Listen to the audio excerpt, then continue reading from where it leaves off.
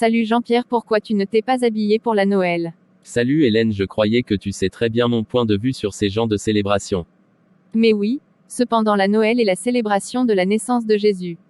Une fête chrétienne. Ah oui, mais où dans la Bible est-il écrit que Jésus était né, le 25 décembre?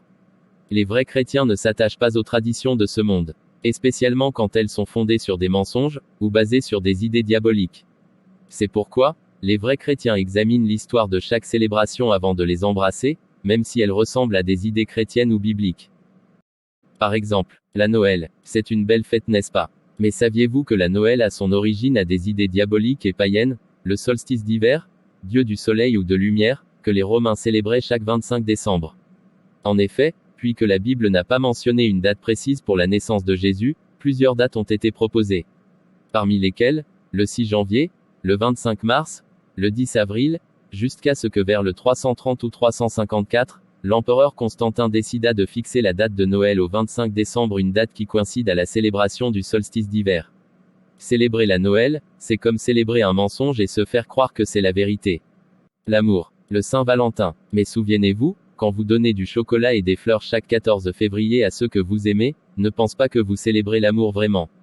D'ailleurs, les vrais amoureux célèbrent l'amour chaque jour.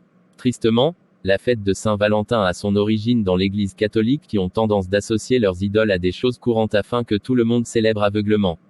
Le Saint-Valentin est peut-être associé avec les Lupercales, une fête païenne célébrée par les Romains du 13 au 15 février. C'était une fête de purification, symbole de partage, où un sacrifiait un bouc dans une grotte pour symboliser la fertilité. Le Saint-Valentin a aussi son origine à la célébration d'un prêtre catholique nommé Valentin au XIVe siècle, qui a été associé à des légendes. Je n'ai pas même besoin de mentionner l'Halloween. C'est une fête qui est purement diabolique, qui célèbre les morts. Cependant, des soi-disant chrétiens trouvent une façon de la célébrer indirecte ou directement. Il y a beaucoup plus de ces célébrations que les vrais chrétiens savent de s'éloigner d'elles. Par-dessus tout, les vrais chrétiens ne s'attachent à aucune fête du monde, y comprise la Pâque, qui est un œuvre de la loi et commercialisée par le monde. En fait, Jésus-Christ nous a ordonné de pratiquer seulement la Sainte Seine en son mémoire comme une nouvelle Pâque. Autres fêtes à éviter sont les fêtes de naissance, qui sont associées à des événements païens et malheureux dans la Bible, le Nouvel An, et même le Thanksgiving, car la Bible ne nous a pas enseigné à réserver un seul jour de l'année pour exprimer notre gratitude envers Dieu.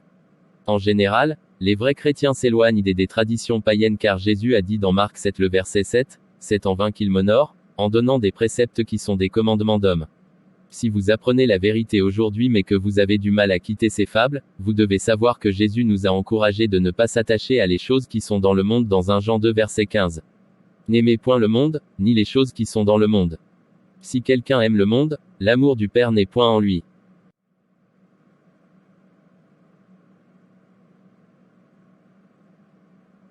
Incroyable.